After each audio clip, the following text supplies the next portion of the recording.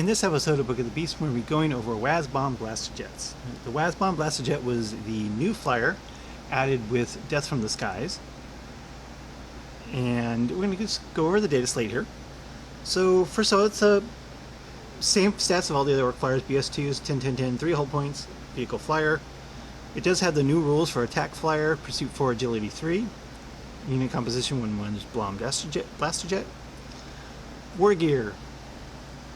Twin Link Custom Mega Cannon, which is the Strength 8 Small Blast, AP2. Smash-A-Gun, which is the Strength 6 D6 plus 4, AP1. And a Stick Bomb Flinger. And the Stick Bomb Flinger, what that does is allow you to take a 5-up invul save against a single glance or penetrating hit each turn. Special rule Supersonic and Wild Plane. Wild Plane really doesn't come into play unless you spend some points on upgrades.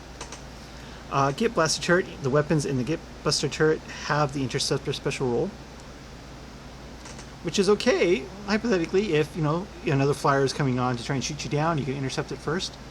But if you're playing with Death from the Skies, then it doesn't have Skyfire because it's not a fighter, so that's really not useful against other flyers.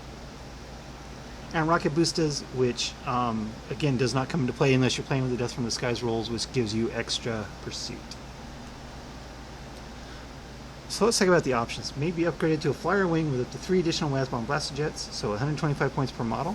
Now the first one's 140, additional ones are 125. So one of them, so you're paying 15 points basically to have one guy as the flight wing leader. So wing leader or whatever. Any model will replace its Twin Link Custom Mega Cannon with a Twin Link Teleport Mega Blaster for 5 points. Now this is a very interesting upgrade with some trade-offs, which I'll get to in a moment. Any model may take a Git Buster Turret with Twin Link Super Shooters for 20 points. It's pretty expensive. If you're playing with Death from the Skies, it's definitely not worth taking because, again, you can't intercept and Skyfire with this. But if you're not playing Death of the Skies and you're trying to shoot down an enemy flyer coming at you, I would take the Git Buster Turret. It's still kind of spendy, but at least it's worth taking. It'll actually do something. And lastly, you may replace a Stick Bomb Flinger with a Custom Force Field for 25 points. Again, just like the Morkanaut, the KFF actually projects 6 inches around the model because it's not a passenger. So it's definitely going to be useful to have this flying KFF running around. Sure, you may not be able to get too many because you still have to measure from the hull, not the base. But if you're running multiple flyers, keeping a second flyer 6 inches from the first one isn't going to be hard. Now they all have a 5-up invul save. Nothing to complain about with that. And of course we take a red paint job, which I wouldn't do. So for 140 points, that's quite a bit of firepower. So let's talk about this Teleport Mega Blaster over the Custom Mega Cannon. So it actually gives you multiple advantages over the KMK, and only one drawback. The drawback is that it's half range. It's only 18 inches versus the KMK's 36. Especially if you're playing Death from the Skies, that's not as bad because you can try your break turns. And of course you can just fly fast anyway to try and get into range.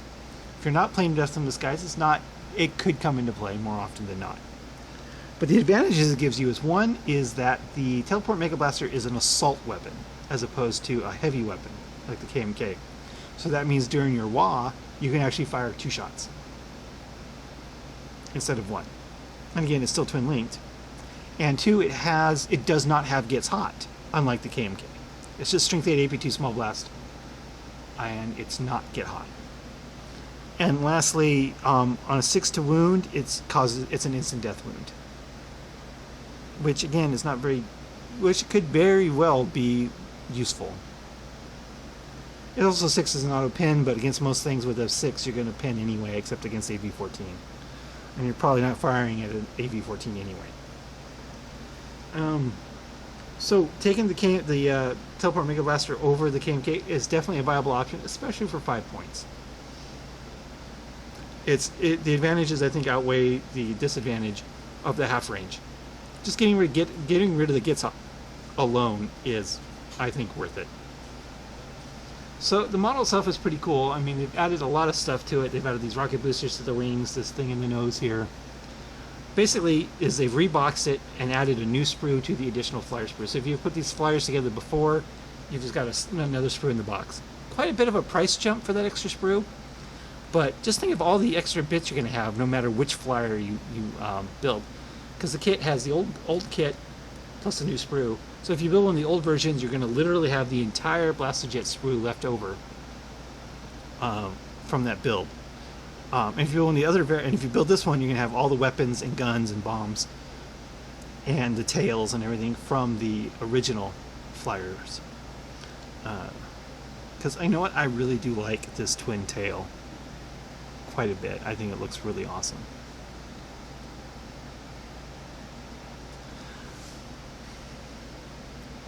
So, and of course, you can always just magnetize the crap out of it if you want. And again, if you're not building the Blastajet, you can use the custom mega cannon barrels and the smashy gun and build yourself some mech guns out of them. Definitely an option to use with those weapons.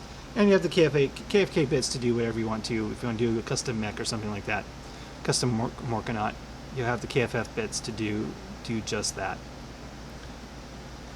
So that's really all there is to go over the Wazbom Blastajet. Again, it's a great addition to the Orc flyers. We now have 4 different flyers, more than any other army.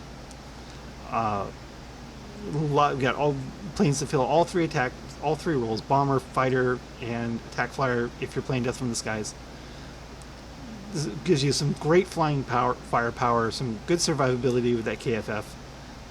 Excellent model to play with. I'm looking forward to getting one to add to my existing Armada. So that's all I have to say about the Wazbom Blastajet. Definitely worth getting, definitely worth trying out on the table, and thanks for watching.